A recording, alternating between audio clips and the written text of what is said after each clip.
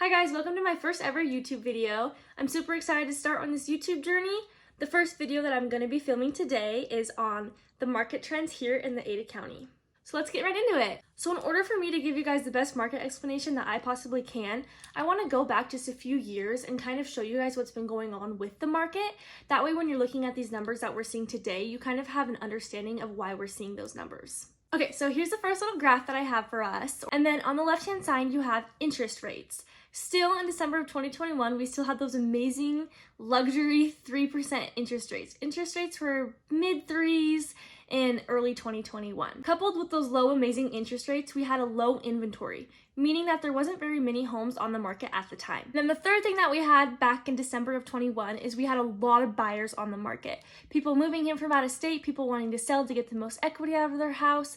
There was just a lot going on and the demand was really high at that time. So now let's go back to junior year of high school and do some simple economics here. When you have really low inventory and high demand, that means that whatever you're selling or what is being sold, it's going to skyrocket in terms of prices. And that's what happened in the market here in Ada County, is our home prices skyrocketed. And then early last year, that's when the Federal Reserve finally said, enough is enough. We got to get a hold of this inflation, and they decided to raise interest rates. So now I'm going to kind of take you through what those interest rates looked like. So here's what the Federal Reserve's raising the interest rates did to our market. All right, so I want you to note that this first graph is of the current 30-year mortgage interest rates. Down on the bottom left here, you can see that this graph runs from January 6th of 2022 all the way to December of 2022. So I want you to take note here that the Federal Reserve started to raise these rates early last year. You can kind of see here on this graph that it was kind of February when we really started to see a big change. You can see that in an 11-month period, rates rose all the way from threes all the way to low sevens up here in the top right. So I want to kind of pull up this graph here, which kind of gives a better idea of how fast these rates really did change. Okay, so this is also a 30-year mortgage rates, but the timeline is a little bit different. We're running now from 1971 all the way to 2022. Look on the very right side here. That incline in those interest rates, that's a very sharp incline. And in fact, we haven't had an incline like that in 30 plus years. All right, and the second thing that I want to point out before people start screaming at me is this part right here. So this was the 80s, and I'm sure maybe you lived through this time, or even your grandparents are telling you, or your mom and your dad are telling you about how we think interest rates are bad now. Well, we should have seen it in the 80s. Well, this is what it looked like in the 80s. So now that you've gotten the full rundown of how interest rates have changed over time, I want to show you how these changes affect our market. All right, so this graph that we're looking at here is closed sales. The blue is December of 2021, and then the red is December of 2022, so last month. You can see that sales in Ada County have went down in the last year. They've went exactly 41% down, meaning that there's less demand on the market. The second thing that I want to look at, and this is the graph of inventory, which is arguably one of the most important key factors to real estate and understanding why the market moves the way it does. And you can see from this graph that this is a really big jump from 2021 to 2022. There's been more than 151% more houses on the market in 2022 than there was in 2021. Which makes sense because since demand went down, less people were buying, which means more homes on the market. Okay, now before we get into this final chart, I just want to mention one thing that I think is really important. A lot of people have a common misconception about the real estate market in terms of the way it shifts and how fast it shifts. I watched a YouTube video a while back when I first got into real estate, and I think it was of a local lender or maybe another local realtor, and they had explained the way that the market moves and using the analogy of relating it to the stock market and also boats. So I'm going to try my best to reiterate this analogy for you guys. So the way he explained it was, think of the stock market like a small speedboat, and when you're trying to turn to go over those waves, it's really fast and it can turn super sharp.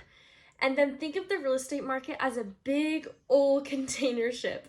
And when it's time to turn that thing, it is slowly turning. It's not like that little speedboat that's flipping around those waves. It's really, really slow. And that's kind of how it is with the real estate market. Things don't just flip and turn super fast overnight like maybe the stock market does. It takes a lot longer for us to see the results of things. Keep that in mind for this next chart. This chart is median sales price here in Ada County. So median sales price year over year here in the Ada County has went down 5.5%. And like I just said before, Real estate is not a speedboat. It's a slow boat. So we're gonna slowly see these prices go down because of the raise in interest rates, but it's not gonna be something that's really super fast. I mean, it took a whole year for us to go down 5.5%. To finish off this video, I'm going to give you guys my speculation for what I think is going to happen this year in the real estate market. The first thing that I expect that I'm pretty sure of is that we're going to see an influx of buyers. The reason that I think that we're going to see an influx of buyers is because, like I previously mentioned, a lot of buyers were intimidated by the rising interest rates and the very high median home price. And now that both of these are starting to slowly trickle down, I think we're going to see a lot of buyers come out to play again and really start looking for homes again, since it's not so intimidating anymore. Another reason that I think we're going to see a lot more buyers is because they have a lot more advantages right now. Homes are sitting on the market for almost twice as long as they were a year ago, meaning that sellers are eager to get their home sold, and so buyers have a lot more advantages going into a contract. The second thing that I expect to see is that the Federal Reserve's change of interest rates early last year is going to continue to keep on hitting the consumer. And what I mean by hitting the consumer is I mean we're going to continue to see home prices go down. Now, with that being said, I do want to note one thing. I think that the hottest months of real estate this year is going to be late spring, early summer. And what I mean by the hottest months is I think we're going to see the most homes closed, the most pending, the least days on market, the most buyers, the most demand. I think that home prices are almost going to borderline around this time and then kind of start to drop off again. Okay guys, that's just about everything that I have for you today. I really enjoyed making this video for you guys. If you have any questions or comments about the real estate market or just any video ideas for me, just reach out to me and let me know. I'm totally open ears.